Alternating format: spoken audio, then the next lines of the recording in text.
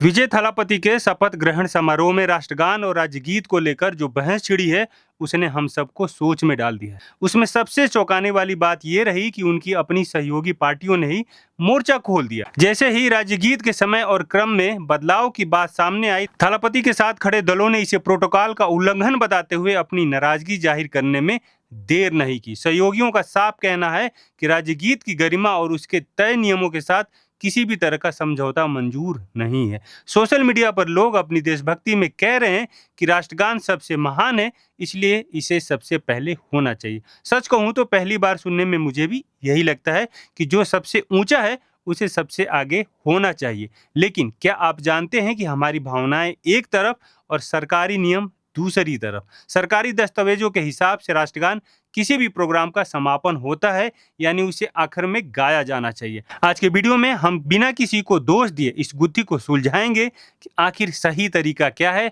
और भावनाओं के साथ साथ नियमों का पालन करना क्यों जरूरी। देखिए, इस पूरे मामले को अगर हम गहराई से और फैक्ट के साथ समझें तो गृह मंत्रालय और तमिलनाडु सरकार के सख्त नियम हैं। साल 2021 के सरकारी आदेश के मुताबिक किसी भी राजकीय कार्यक्रम की शुरुआत तमिल ताई वाजुथु राज्य गीत से होनी चाहिए और उनका अंत राष्ट्रगान से होना चाहिए। डेटा और प्रोटोकॉल के हिसाब से राष्ट्रगान को अंत में इसलिए रखा जाता है क्योंकि इसके बजने के बाद प्रोग्राम पूरी तरह खत्म मान लिया जाता है और लोग सम्मान में खड़े होकर वहां से विदा लेते हैं।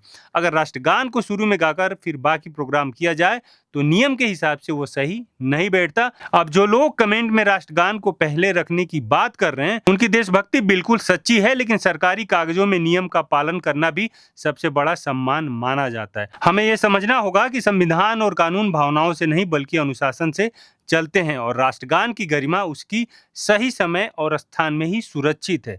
विजय थलापति ने खुद इस विवाद पर अपनी बात रखी और बहुत ही सादगी से समझाया कि उनकी नीयत में कोई कमी नहीं थी। उन्होंने साफ किया कि वे राष्ट्र और राज्य दोनों को अपनी दो आंखों की तरह मानते हैं।